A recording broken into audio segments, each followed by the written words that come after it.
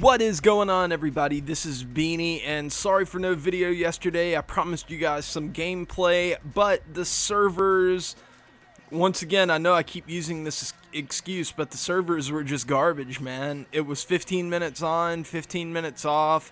A lot of games were getting queued up, so I'm sorry about that, but I'm going to try to get you one today, but I've made this in the meantime. This is a new series that I'm starting, and I'm going to call it MLB The Show Countdown, where I just make top 10 lists that I think of, and the first one is going to be the top 10 position players that are currently available. So if you can attain them, they are eligible for this list. If they are in the player inventory, they are eligible for this list. So guys like King Griffey Jr. isn't, because he's not attainable yet, and he hasn't been discovered, and he hasn't made it into the player inventory. So that's why he won't be included. But if they are in the list, then they will be included in the top 10. I'm gonna do the top 10, and this series will also have other things. Tomorrow I plan on bringing you guys the top 10 pitchers currently available, both relief and starting pitchers. And both of these lists are going to kind of, they're going to be updated every month, and they're going to kind of focus on not just like overalls, because that would be too easy and it's not really accurate. It's going to be how useful I think these cards are in the game. And so it's basically the list of the top 10 most useful cards. So let's get into it.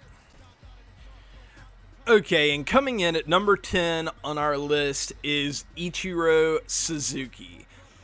Honestly, what can you say about this card? This card is just amazing. He is... They did kind of nerf him down a little bit from what he was last year, but only a little bit. Like last year, his speed and stealing were elite. His fielding was, I think, a little bit better. Like he was almost 99 everything except for power. And that's still kind of the case this year. It just feels like they just shaved off a couple points in like the speed and fielding categories, and maybe the vision too. I'm not really sure. But this card is still elite. Like, if you can get this card, he is going to be a monster in the field. He's going to get a ton of defensive assists. He's going to steal a ton of bases. He's going to hit for a high average.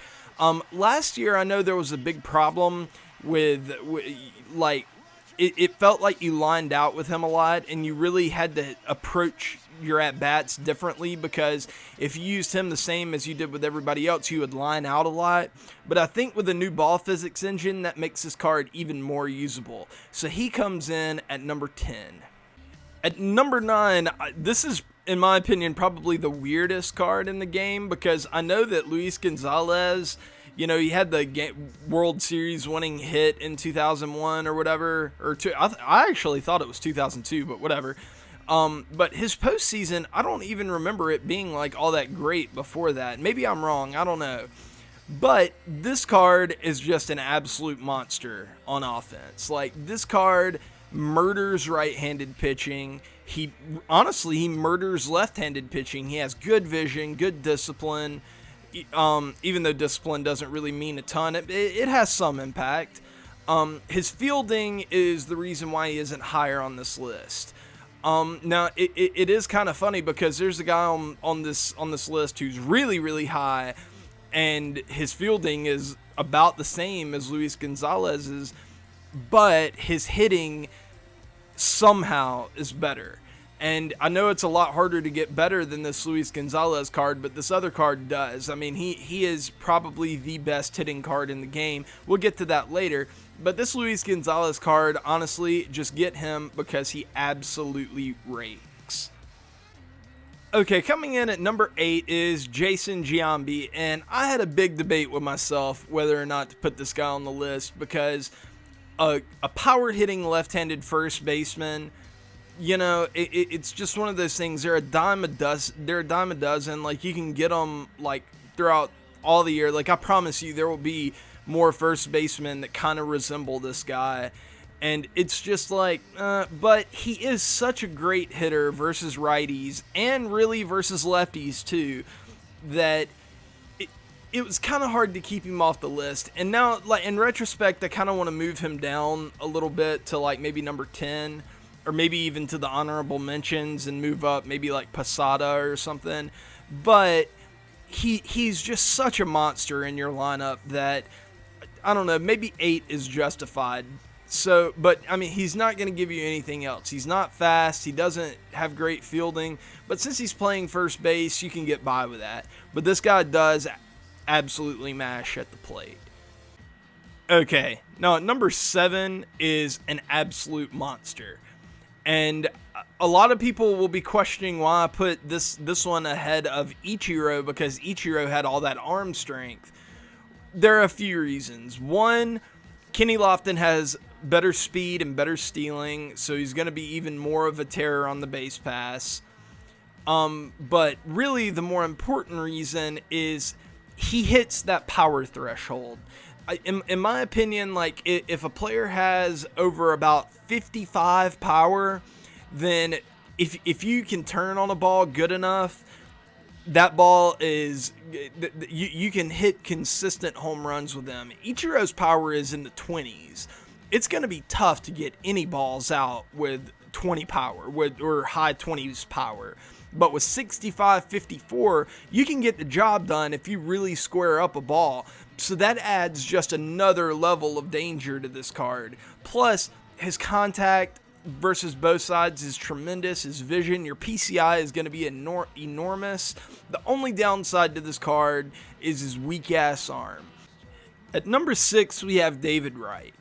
And David Wright comes in the top 10, not because he's a 99 overall, but because he's just the total package as a third baseman. He has decent fielding, like 84, 82, 77, 78. That gets the job done. No doubt about it. That's good fielding. He has speed. 78 stealing with 70 speed, that gets the job done. I would consider that a tool. That just in this tool shed of a player, that is another tool. And his hitting versus lefties, it's game over. This guy is going to just make lefties' lives miserable. So if you have this guy in your lineup, you can maybe afford to put an extra lefty or two in your lineup and stick David Wright in between them, because he kind of protects them in your lineup and keeps a guy from, just throwing Chapman out there and knowing that everything is going to be good because you have 3 lefty hitters in a row. And he's also no slouch against righties. 90 contact, 74 power, that 72 vision helps. This card it's pretty solid. I'm not a huge fan of cards that have reverse splits in favor of lefties, but I think that this guy does well enough against righties that I wouldn't even really call it a reverse split, because he is 90-74. But I don't know, that was the thing that kept me from putting him higher on this list. If he had 86 power versus righties or something like that, he might have a shot at being my number 1 player. Speaking of 5-tool players, this is the only live series card that made my list. And it's obvious why. I mean, 87 contact versus righties, 90 power, 94 contact versus lefties with 87 power, amazing fielding, a usable arm, 84 speed. Like, this guy is just the epitome of a 5-tool player. Well, actually, he's not the epitome. Our number 1 player is the epitome of a 5-tool player. Whether he deserves it or not, we'll see. But Mike Trout is just simply unbelievable. And a quick note on live series players versus flashbacks. You might want to start thinking about going more on the live series side of things, because live series players have active quirks. And you might be saying to yourself, "What? No, I've seen quirks on flashbacks." You have, but you haven't seen any active quirks. The only players that have active quirks are live series players. So see, like all these over here, like Bomber, Walker, Soft Hand, Sniper, Pressure Cooker, Unbreakable, all those are tied into an attribute and they don't actually help you in game. But these over here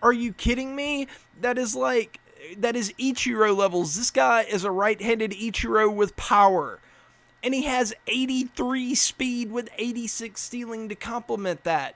This guy is, every single tool that is necessary to being a good card, this guy does it, and he excels at it. Like, this guy sucks at nothing except bunning. If you're a bunt cheeser, go fuck off, because this guy only has 48 bunning, but that's it. This guy is... He's everything that you could want in a card and more. All right, guys, that's going to do it for our first MLB The Show countdown episode. And I may try to get a gameplay out later, but man, these servers, dude, I know I keep saying that. I've tried to record twice today, and neither game counted, and one of the games didn't count, and I got froze in the other. But hopefully they'll get sorted out. I know MLB The Show released that statement. But anyways, guys, I will see y'all later today, tomorrow. I don't fucking know, man. I don't know. Bye. Peace.